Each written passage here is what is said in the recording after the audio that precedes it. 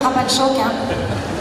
Madame Dupont, la petite enveloppe, elle peut vous servir. Bah oui, mais après on n'aura plus rien. Un petit investissement pour l'avenir, pour relancer l'économie française, Madame Dupont. Moi, je vais relancer toute seule l'économie Madame française. Dupont, bien sûr. Madame Dupont, avez-vous des langues étrangères à votre actif? J'ai fait un peu d'anglais quand j'étais au lycée, c'est tout. Que de l'anglais? Ouais, C'est déjà bien. Par contre, oui. Vous devriez faire les formations suivantes, Madame Dupont. Non. Les langues provençales et mandarin sont recherchées aujourd'hui. Le mandarin? Oui, madame, c'est une langue VIP. Madame, soyez open world, Madame Dupont. Quoi? Open world. Ouverte au monde. Dites-moi, vous avez un ordinateur, Madame Dupont? Ah non, non, non, on a celui de mon fils qui est offert par le conseil général. Madame Dupont, la petite enveloppe. Pensez-y à la petite enveloppe. Oh, la voiture, l'ordi. Un téléphone portable. Ah non, je supporte pas. Madame Dupont, vous devez être joignable 7 jours sur 7, 24 heures sur 24, 365 jours pour trouver du travail, Madame Dupont, soyez sensée. Vous êtes sûre? Certaine. Que vous a dit votre ancien patron? Que je pouvais vous faire confiance. Je suis votre ange gardien, Madame Dupont. Joséphine? Mieux qu'elle. Eh oui. Mieux qu'elle. Parce qu'elle, elle n'a pas tant d'expérience que moi, Madame Dupont. Quelques 25 ans d'expérience dans ce métier, Madame Dupont. Ah, ouais. Donc, je vous inscris à toutes ces formations, Madame Dupont. Ça va demander beaucoup de... Et pour le téléphone, et pour la voiture, et pour l'ordinateur, j'ai quelques amis à Marseille qui vous feront un petit prix. Bon, d'accord. Pour cela, vous allez signer ce papier parce que notre entretien arrive à terme. Ah, mais c'est tout blanc, là. Madame Dupont, ayez confiance en moi, je suis celle qui va vous aider. Vous avez qu'à signer. Vous l'avez toujours fait, Continuez, Madame Dupont. Vous êtes sûre aussi? Certaine. Bon, voilà. Merci. Et Madame Dupont, n'oubliez pas de me donner vos coordonnées, mail et téléphone portable. Très bien. Au Au revoir. revoir, Madame Dupont. Au revoir. Bon, avec elle, ça a été du gâteau. Si jamais il me disait comme elle, mes comptes sont faits et moi, les Bahamas avec un jet privé, c'est pour moi. Bon, je pense, monsieur Solaire, je pense. Bon, elle, c'est fait. Monsieur Solaire, je suppose. Oui, c'est bien moi. Bonjour. Bonjour, madame. Madame, je suis votre référente Oui, au classement. vous connaissez, vous Madame gardez au sur classement. le dos des salariés pour les Monsieur Solaire, laisser. je suis là pour vous aider, pour vous retrouver un nouvel emploi, Monsieur Solaire. Surtout ne m'aidez pas. On voit votre efficacité. Les copains du Havre, après 16 ans, sont encore au chômage. Mais vous inquiétez pas.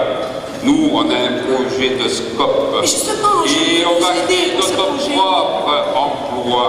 Et pour mieux... Si vous voulez m'aider? Oui. Ah ben signez. Voilà. Comme ça, je pourrai travailler sur mon projet. Voilà.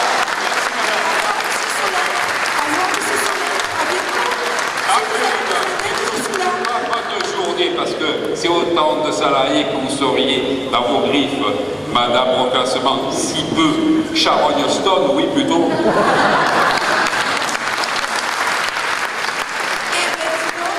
S'ils sont tous comme lui, mais c'est la mafia ces gens-là.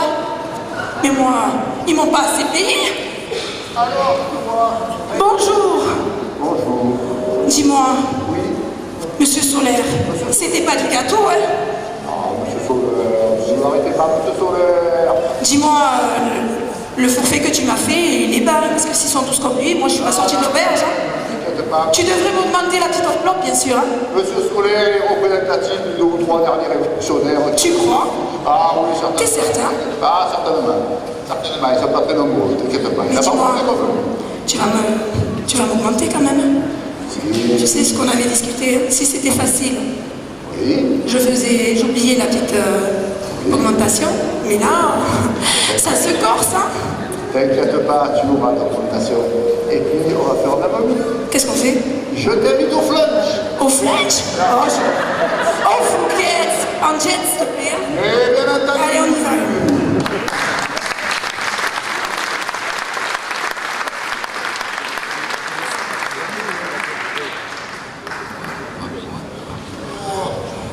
Va aller.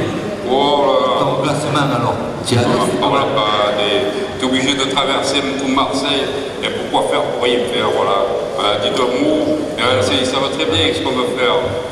C'est ce qu'ils m'aurait dit, Bob, là? Ouais. C'est le prix de la lutte.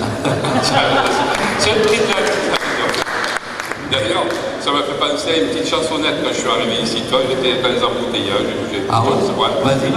Allez, on pourrait trouver quelque chose là, sur le prix de la lutte. Ouais, pas sur les nerfs, parce que c'est vrai que quand il y a un classement, j'ai envie de repasser les baffes. Moi aussi, j'ai écrit un truc, comme quoi les grands esprits se rencontrent. Et oui. Vas-y. Tu vois, ça commencerait comme ça, là.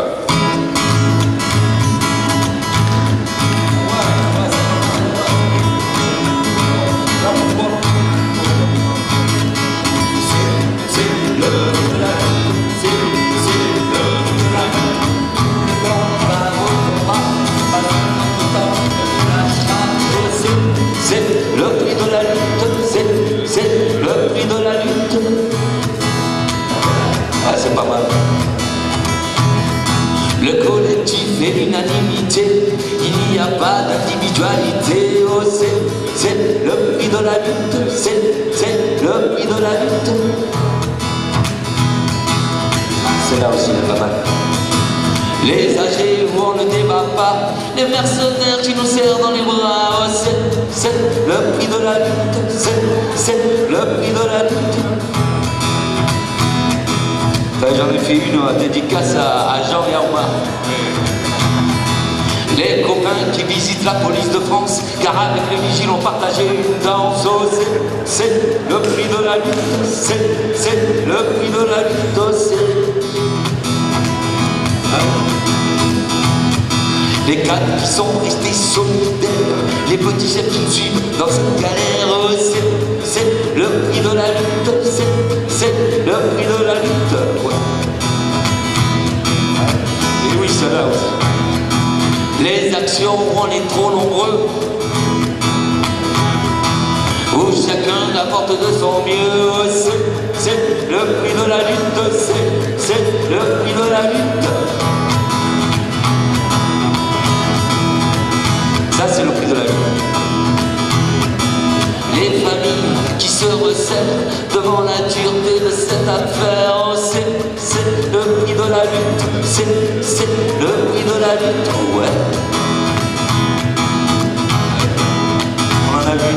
Les médias qui sont toujours partials et refusent la pression des multinationales. Oh, c'est le prix de la lutte, c'est le prix de la lutte. Ah oui, et puis les grands là-haut. Des politiques qui viennent nous voir pour avoir la photo dans les paplards. Oh, c'est le prix de la lutte, c'est le prix de la lutte. Là, j'en ai pensé une, et celle-là, je l'ai faite pour toi, tu vas m'aider.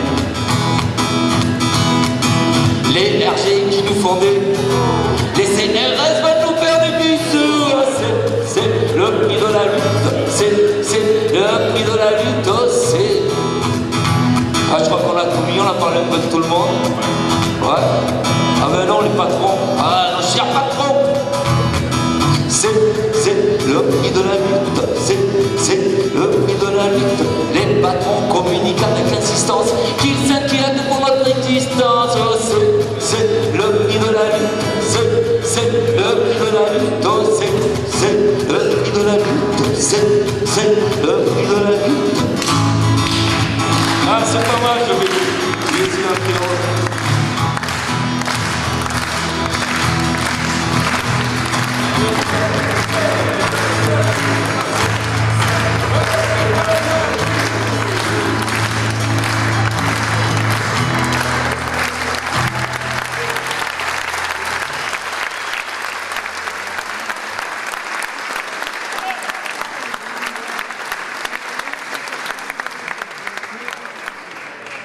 Comme d'habitude, ces Parisiens toujours en retard. Je suis toujours la première, moi.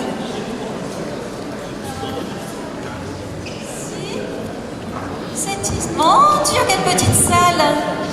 On aurait dit, tu sais, les salles quand j'ai commencé il y a 30 ans, toute petite. Bonjour, chers confrères, chers consoeurs. Bonjour, rien de...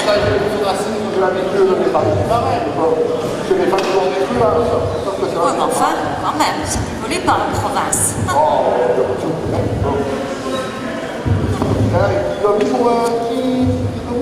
Non, non, non, on a notre collègue de Paris qui vient aussi. Non, arrêtez un peu de vous titiller. Tiens, le voilà, le voilà. Venez, c'est ici, cher confrère. Ah, là, cher confrère. Comment allez-vous? Ah, ça va, et vous? Vous avez fait vos voyages? Vous n'avez pas perdu de temps? Bonjour. Très bien, très bien. Merci. Bonjour, cher confrère. Quelle politesse. Devant le plus jeune. Oh, il ne va pas tarder, je suppose. Je suis perdu, cher. Ah, ben, bon pour la suite. Le problème, c'est comme vous.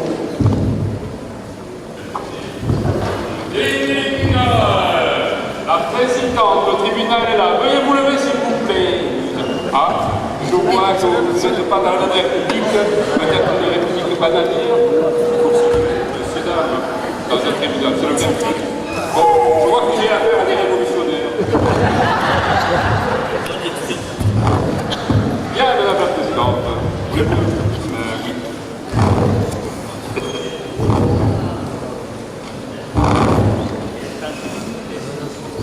Mesdames et messieurs, veuillez vous asseoir. Nous sommes ici pour entendre les arguments de chaque parti dans le cadre du conflit entre la société Unilever et leurs salariés. Je vous écoute. Madame la présidente, votre honneur, le directeur de l'usine, mon client, notre client, ne peut plus accéder à son usine afin de travailler Aux mesures d'accompagnement des salariés. Et leur offrir un nouvel avenir. C'est un scandale tout de même. Quel avenir, Madame la Présidente? Le chômage? La précarité? Leur avenir est dans leur usine, Madame la Présidente. Tous les jours, dans les médias, nous constatons le nombre d'augmentations et en nette augmentation. Mes clients sont des salariés qui sont ici dans ce tribunal pour faire reconnaître leur droit élémentaire, celui de travailler, Madame la Présidente. Ces salariés, Madame la Présidente, ont travaillé à un projet de SCOP. Donc, quand je dis que leur avenir est dans leur usine, je dis bien leur usine, ils ont acquis cette légitimité, puisque pendant des années, ils ont mis du cœur à l'ouvrage pour pérenniser ces sites et augmenter les bénéfices de ces actionnaires qui aujourd'hui les spolient de leur droit, celui de travailler dignement. Ils ont travaillé à un projet de SCOP avec un cabinet d'expertise, Madame la Présidente, chère Assemblée, qui prouve que cette multinationale fera des bénéfices au dos de ses salariés. Et aujourd'hui, les jette à la rue. Une SCOP. Madame la présidente, votre honneur,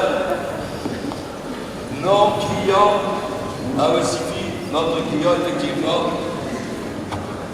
ainsi fait une expertise avec des experts, vous en doutez, autrement plus qualifiés que certains, et nous sommes au regret de vous dire que la SCOP ne marchera pas. Une usine sans véritable patron. Va faire, arrêtons de rêver. Pas à moi, madame la présidente, ne la ferez pas. L'usine est sans véritable patron. Et ça ne marchera pas. On ne l'est pas, patron. On est patron. On est. Patron.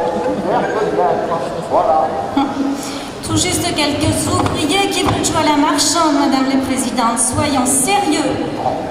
Et Madame la Présidente, d'ores et déjà, ils sont nombreux à avoir transigé avec notre client, à tenir l'usine.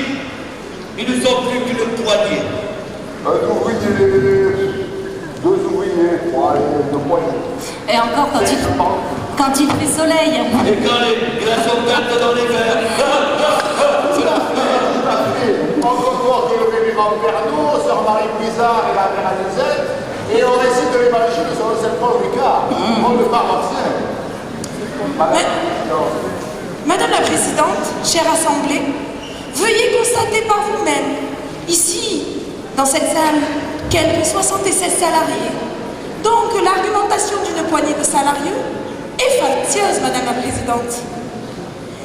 En ce qui concerne recommencer sa vie, mon cher confrère et son client, ce n'est que un CDD de 6 mois. Et alors? Ou alors, encore mieux, de l'intérim et la nouvelle ère, la formation. Nous sommes à l'ère d'une formule. Mais là n'est pas la question, Madame la Présidente. L'usine de notre client est tenue actuellement par une poignée de fous. Comme on dirait chez nous, de fanas, d'illuminés, de fanatiques. Ils sont manœuvrés par des criminels, on dirait des talibans. Qui sont les criminels, Madame la Présidente? Une multinationale qui jette des salariés, des mères de famille à la rue, les spolie de leurs droits, le plus élémentaire, celui de travailler.